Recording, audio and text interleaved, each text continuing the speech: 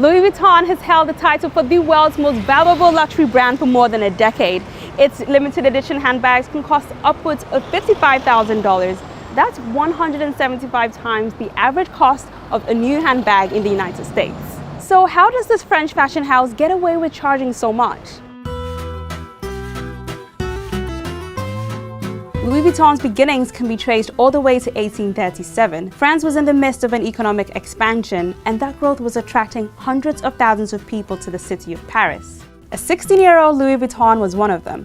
He traveled 292 miles by foot to the French capital to work as a trunk maker's apprentice. At the same time, steam-powered trains and ships were making travel more accessible, and the industry was booming. Vuitton capitalized on this when he opened his first store. In 1858, he debuted his new trunk design. It was rectangular, unlike its dome-shaped predecessors, making it easy to stack. The cotton canvas fabric was lightweight, durable, and waterproof, ideal for travel. Many call this design the birth of the modern suitcase. In 1896, his son, Georges Vuitton, created the iconic Louis Vuitton monogram, a floral pattern with an interlocking L and V in honor of his late father who passed away in 1892.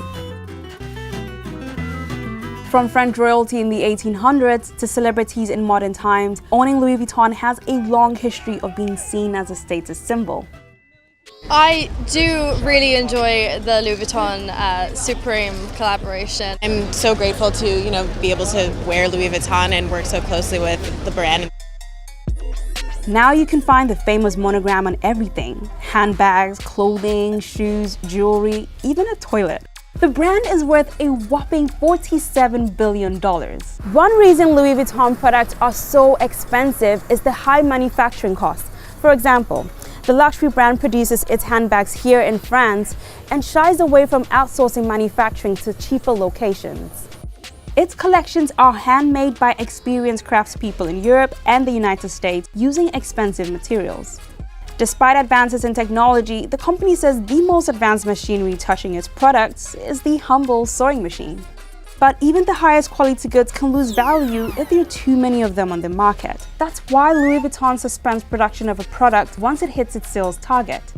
Often, when brands produce too much of a product, they offload the extras by holding sales or selling them at discount shopping outlets. By controlling its supply, Louis Vuitton has managed to avoid both of those things. In fact, it claims to be the only brand in the world that never holds sales. And while this helps the fashion house maintain its value, it also makes it a prime target for counterfeits. Louis Vuitton is the most counterfeited luxury brand in the world. In 2018, its products made up over half of the fake luxury products found in the market.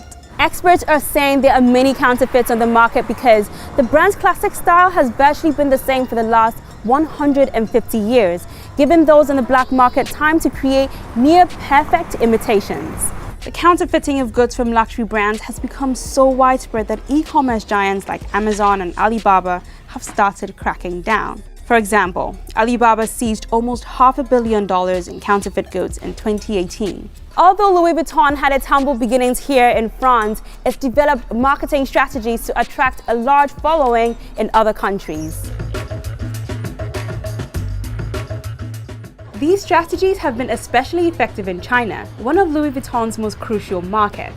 The brand had its eye on this market as far back as 1992, when it became the first foreign luxury brand to open a physical store in the country. China was still seen as an emerging economy at the time. Bernard Arnault, the man at the helm of Louis Vuitton's parent company LVMH, even said there were more bicycles than cars at the time of the launch.